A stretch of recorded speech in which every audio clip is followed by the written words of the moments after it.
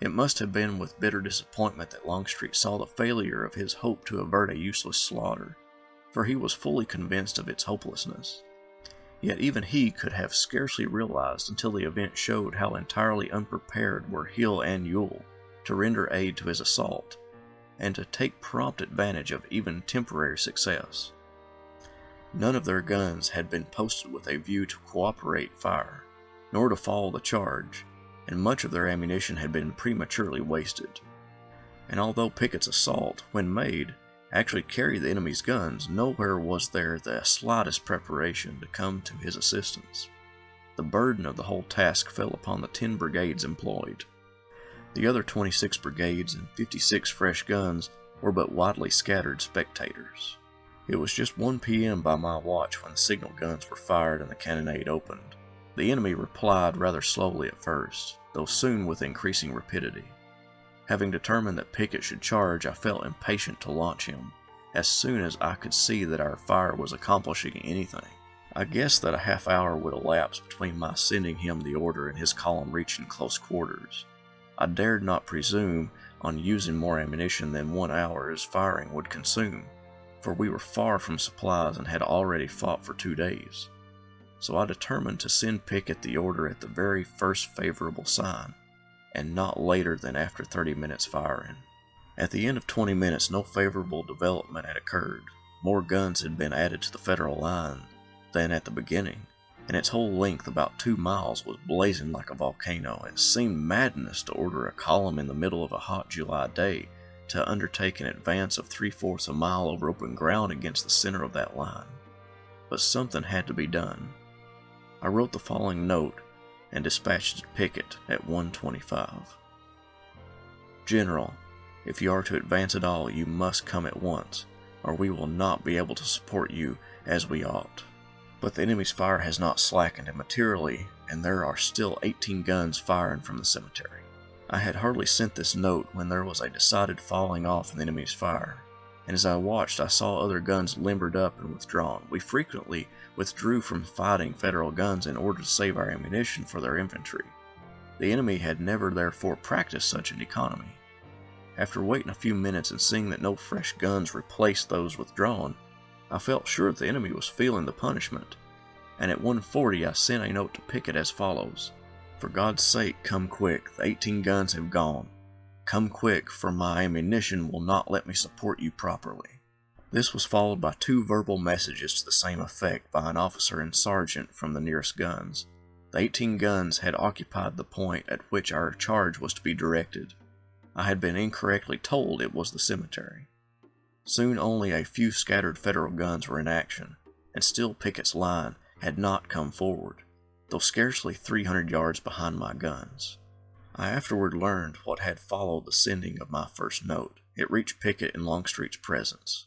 He read it and handed it to Longstreet. Longstreet read and stood silent. Pickett said, "General, shall I advance?"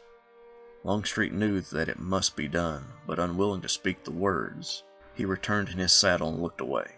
Pickett saluted and said, "I am going to move forward, sir," and galloped off. Longstreet, having his staff, rode out alone and joined me on the left flank of the guns. It was doubtless 1:50 or later, but I did not look at my watch again. I had grown very impatient to see Pickett, fearing ammunition would run short when Longstreet joined me. I explained the situation. He spoke sharply. "Go and stop Pickett where he is and replenish your ammunition." I answered, "We can't do that, sir. The train has but little. It would take an hour to distribute it, and meanwhile the enemy would improve the time." Longstreet seemed to stand irresolute. We were both dismounted, and then spoke slowly and with great emotion. "I do not want to make this charge. I do not see how it can succeed. I would not make it now but that General Lee has ordered it and is expecting it." I felt that he was inviting a word of acquiescence on my part, and that if given he would again order "Stop Pickett where he is." But I was too conscious of my own youth and inexperience to express my opinion not directly asked. So I remained silent while Longstreet fought his battle out alone and obeyed his orders. The suspense was brief and was ended by the emergence from the wood behind us of Garnett riding in front of his brigade. I had served on the plains with him in Armistead in 1858, and I now met him for the first time since Longstreet's Suffolk campaign. He saluted and I mounted and rode with him while his brigade swept through our guns. Then I rode down the line of guns asking what each gun had left. Many had canister only. These, and all having but few shells, were ordered to stand fast. Those with a moderate amount of suitable ammunition were ordered to limber up and advance. During the cannonade, the reserve ordnance train had been moved from the position first occupied, and caissons sent to it had not returned. Only about 1 gun in 4 could be ordered forward from the center, but from the right Major Haskell took 5 from Gardens and Flanner's batteries and Major Eshelman's of the Washington Artillery.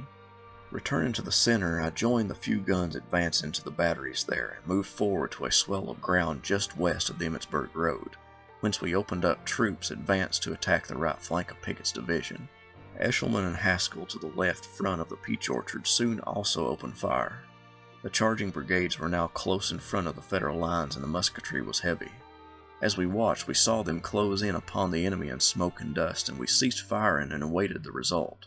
It was soon manifest in a gradual diminution of the fire and in a stream of fugitives coming to the rear, pursued by some fire, but not as much, it seemed to me, as might have been expected. After perhaps 20 minutes, during which the firing had about ceased, to my surprise there came forward from the rear Wilcox's fine Alabama brigade, which had been with us at Chancellorsville, and, just 60 days before, had won the affair at Salem Church. It had been sent to reinforce Pickett, but was not in the column. Now, when all was over, the single brigade was moving forward alone, and there was no one there with authority to halt it. They were about 1,200 strong, and on their left were about 250, the remnant of Perry's Florida Brigade. It was at once both absurd and tragic. They advanced several hundred yards beyond our guns under a sharp fire. Then they halted and opened fire from some undergrowth and brushwood along a small ravine. Federal infantry soon moved out to attack their left. When Perry fell back past our guns, Wilcox moved by his right flank and, making a circuit, regained our lines at the peach orchard. His loss in this charge was 204 killed and wounded. Perry's loss was about proportional, with some prisoners in addition. While Wilcox's brigade was making its charge, General Lee rode up and joined me. He was entirely alone, which could scarcely have happened except by design on his part. We were not firing, but holding position to prevent pursuit by the enemy. I have no doubt that Lee was apprehensive of this, and had come to the front to help rally the fugitives if that happened. He remained with us perhaps an hour and spoke to nearly every man who passed, using expressions such as, "Don't be discouraged. It was all my fault this time. Form your ranks again when you get under cover. All good men must hold together now." I had with me as an aide Lieutenant Colston, ordnance officer of my battalion. At one time, loud cheering was heard in the Federal lines, and Lee asked Colston to ride to the front and find out the cause. Colston's horse was not used to the spur, and balking, Colston had a stick handed him and used it. Lee said, "Oh, don't do that. I once had a foolish horse, and I found gentle measures so much the best." Colston presently reported that the Federals were cheering as an officer riding along their line. Lee remarked that he had thought it possible that Johnson's division in the Federal rear might have gained some success. Evidently he was not yet informed that Johnson about noon had withdrawn to a defensive position. Kemper was brought on by a litter. Lee rode up and said, "General, I hope you are not badly hurt." Kemper replied, "Yes, General, I'm afraid they have got me this time." Lee pressed his hand, saying, "I trust not. I trust not." Colonel Freemantle of Her Majesty's Coldstream Guards had also joined the party. We sat on horseback on the slope behind the guns where we could see over the crest, but the group of horses was not visible to the enemy. When all the fugitives had passed and there was still no sign of counterstroke, Lee rode off. I continued to hold my line of guns with a few changes until dark. There were some advances by Federal skirmish lines, which kept in check with our guns sometimes having to use canister sharply, but the Federal guns did not interfere, for which we were duly grateful. During the afternoon I quietly withdrew guns, one at a time, sending them to be refitted, and by 10 o'clock our whole line had been retired about to the position from which the attack began on the 2nd. This is an incredible account. I think it speaks volumes when we hear of Alexander's faith in Lee's decision and Longstreet's shyness to order the attack. I absolutely love hearing what commanders thought of an attack and what they believe would have changed it. Thank you for watching. Don't forget to share the video. I have also created a Patreon page for those who are interested in supporting the channel. There are tiers from $1 to $40, and any support is appreciated.